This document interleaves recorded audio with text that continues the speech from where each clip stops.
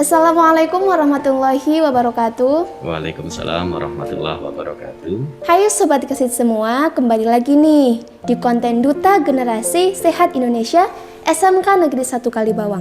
Minggu baru pastinya tema baru dong. Nah, dan tema kali ini yaitu tentang My Life Goals atau tentang tujuan hidup. Nah, video ini itu cocok banget loh buat teman-teman semua yang masih bingung bagaimana sih cara menentukan tujuan hidup. Makanya stay tune terus ya. Nah, sebelum kita membahas lebih lanjut, perkenalkan dulu nih, nama saya Eni Febrianti dan rekan saya Ainun Nida Ulasana. Nah, spesial banget hari ini. Hari ini kita mendatangkan langsung salah satu Bapak Guru di SMK Negeri 1 Kalibawang, yaitu Bapak Didit Wisang Wibowo. Selamat siang Bapak. Selamat siang. Apa kabar nih Bapak? Alhamdulillah sehat walafiat. Bagaimana dengan adik-adik? Sehat? Alhamdulillah sehat. Syukur alhamdulillah ya.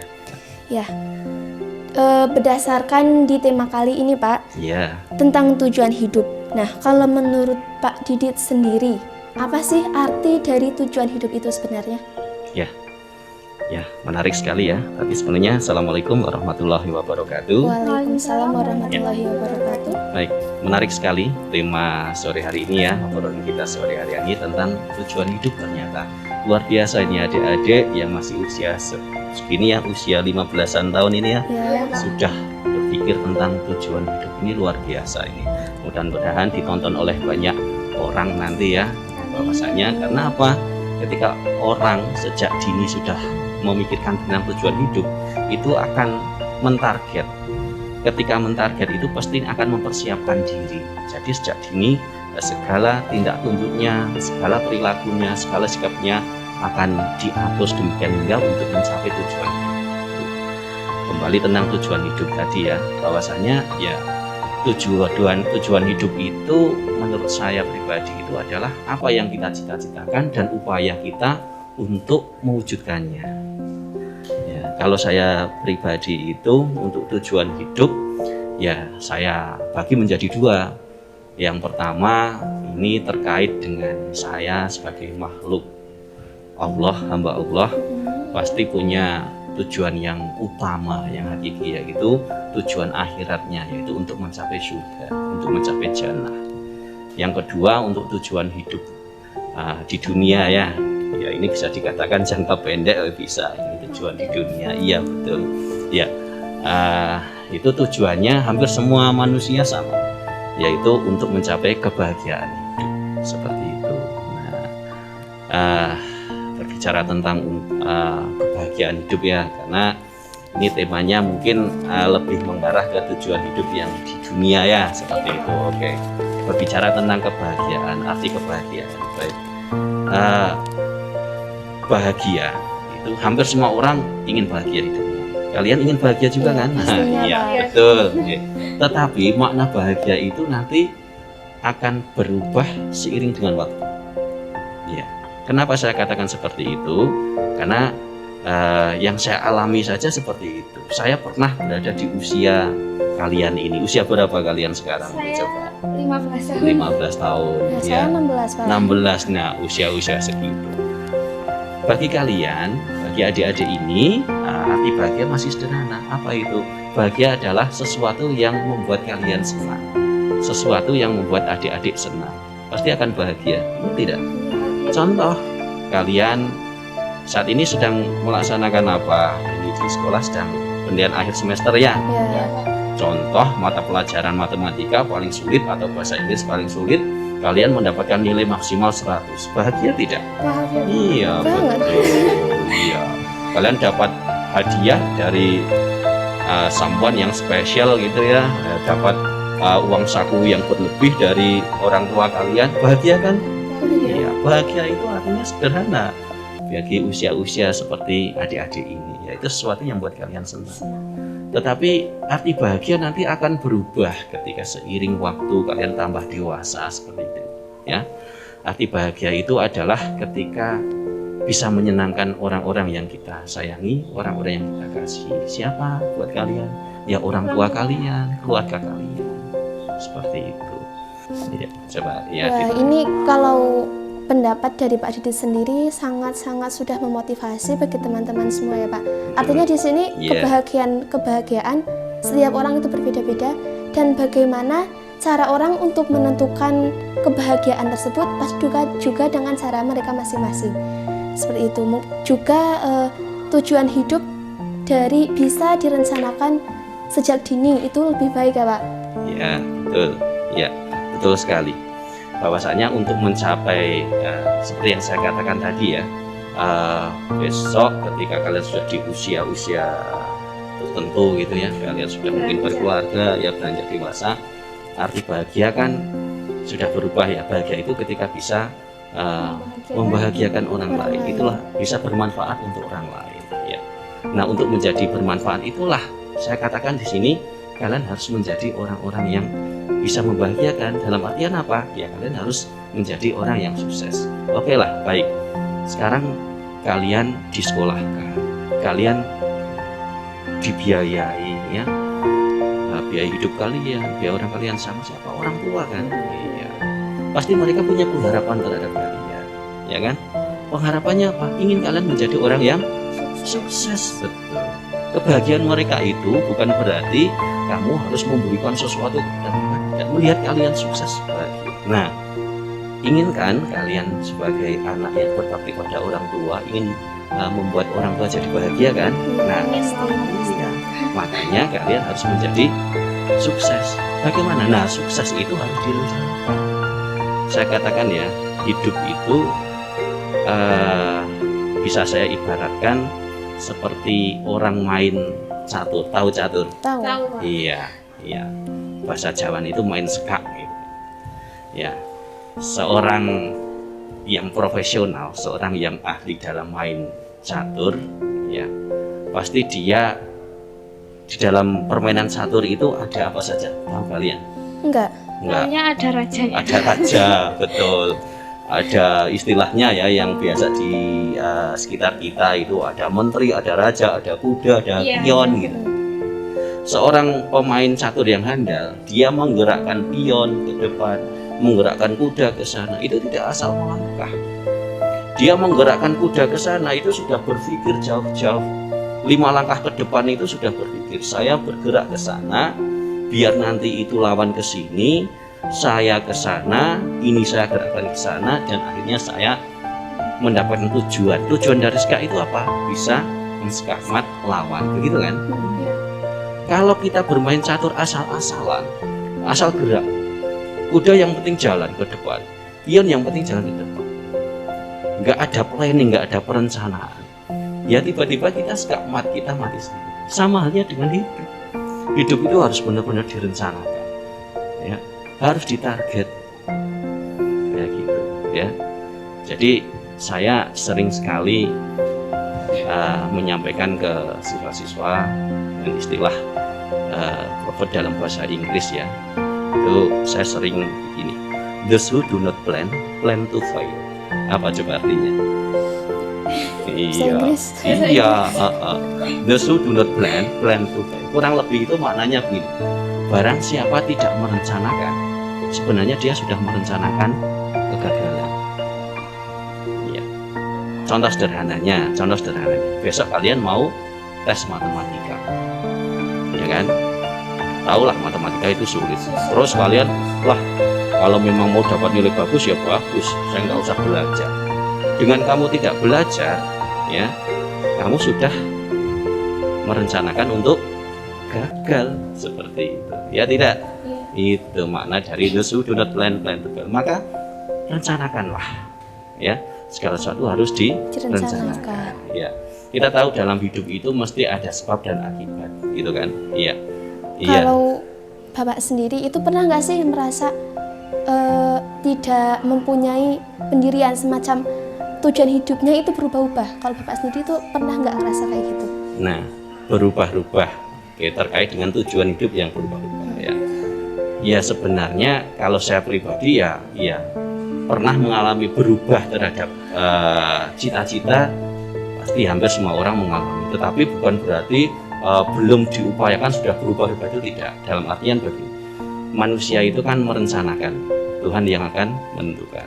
Kadang kita berencana pingin sesuatu seperti itu. Kita sudah mengupayakan, sudah berikhtiar, sudah berupaya. Tetapi memang kita belum mendapatkannya. Karena kadang menurut kita bagus, ternyata menurut Allah itu bukan yang terbaik untuk kita. Nah, ketika seperti itu, ya otomatis karena apa yang sudah kita cita-citakan dan sudah kita ikhtiarkan ternyata tidak kita temukan, ya, tidak kita dapatkan, berarti Allah punya rencana lain. Di saat itulah kita bisa merubah cita-cita kita. Ya, seperti itu. Terus sebagai profesi Bapak itu kan sebagai guru. Ya. Nah, kalau itu apakah di situ ada sebelumnya, apakah ada suatu gambaran kalau Bapak itu akan menjadi seorang guru? Ya, ya. Tuh, ini apa yang saya alami gitu ya, apa yang saya jalani gitu. Ya. Sebenarnya dulu di awal, nah disinilah saya katakan ada kadang manusia itu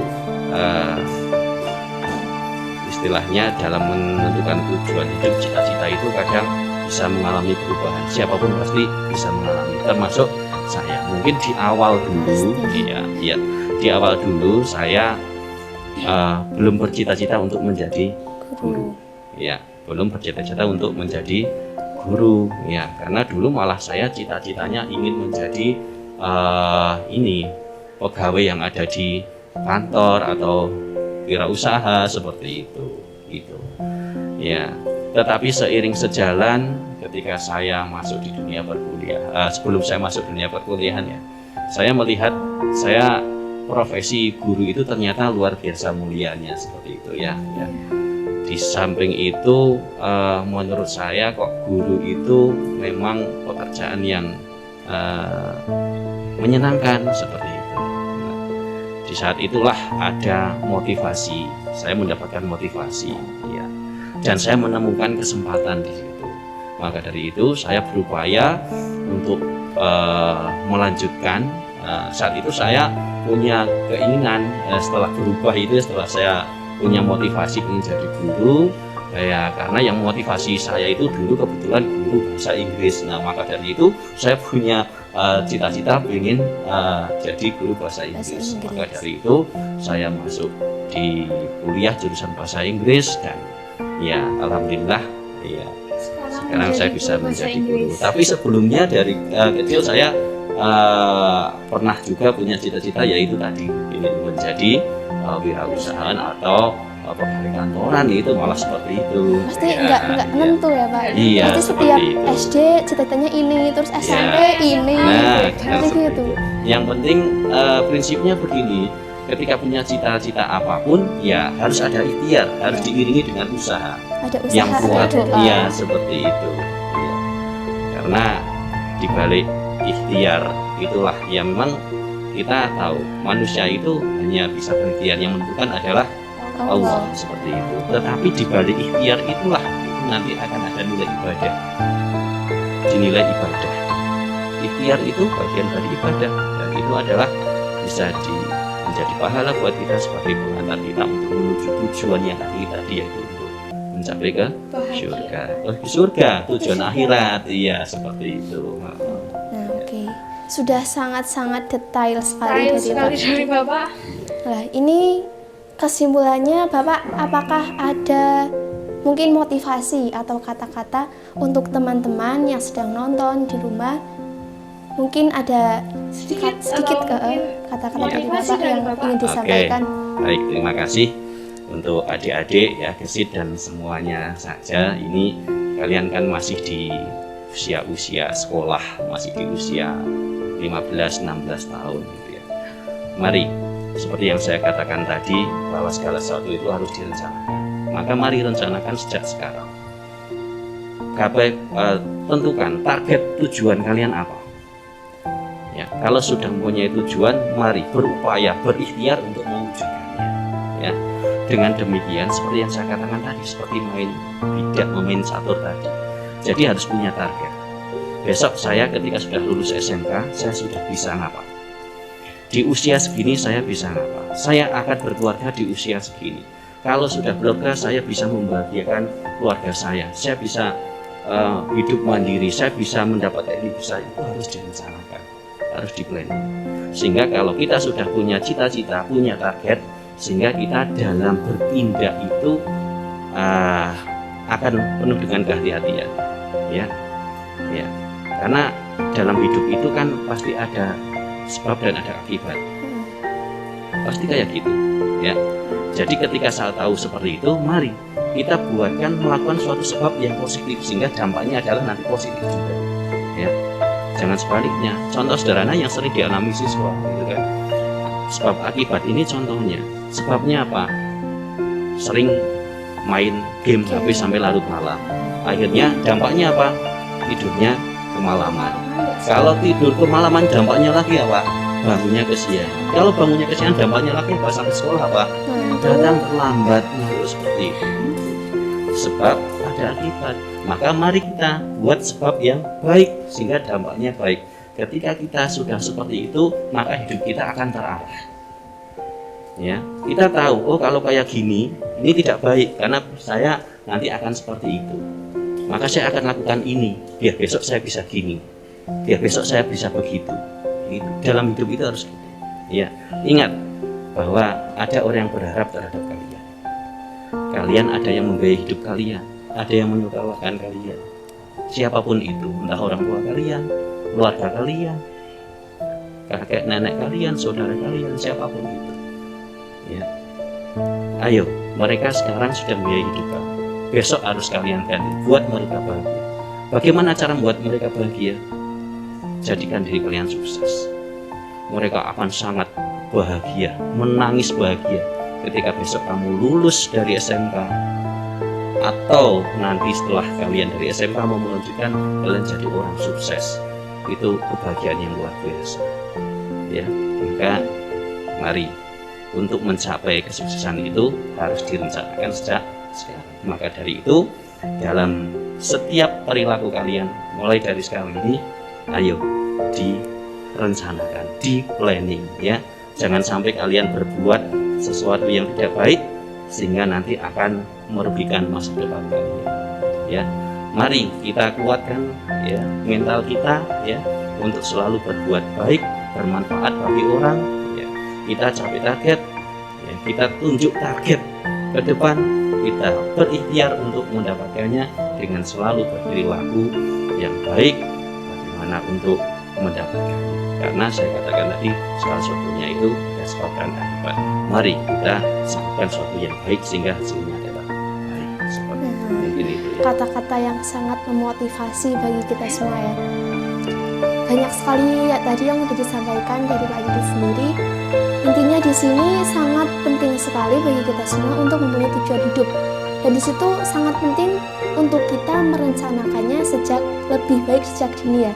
Ya, betul sekali. Nah, bagaimana cara menentukannya itu, ya kita harus dibersamakan, diseimbangkan di antara doa dan usaha juga, sehingga apapun target itu sesuai dengan apa yang telah kita usahakan. Ya, kita ingat manjada wajada, ya. Iya. Barang siapa yang Bersungguh-sungguh, sungguh-sungguh, ya pasti pasti akan mendapat. berhasil, ya. Ya, jadi ini terima kasih buat Pak Didit yang sudah meluangkan waktunya untuk Sama-sama. berbagi cerita, berbagi pengalaman kepada kita berdua dan tentunya juga teman-teman yang ada di rumah.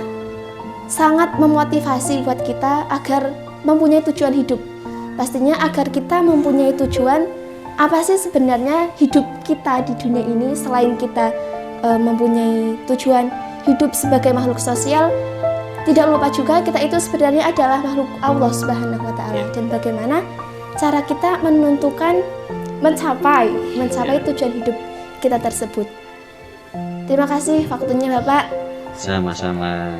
Ya. Oke, Sobat Gesit, sekian dulu materi kita kali ini, yaitu dengan judul My Life Goals. Semoga apa yang kami sampaikan dan kita akhiri. Wassalamualaikum warahmatullahi wabarakatuh.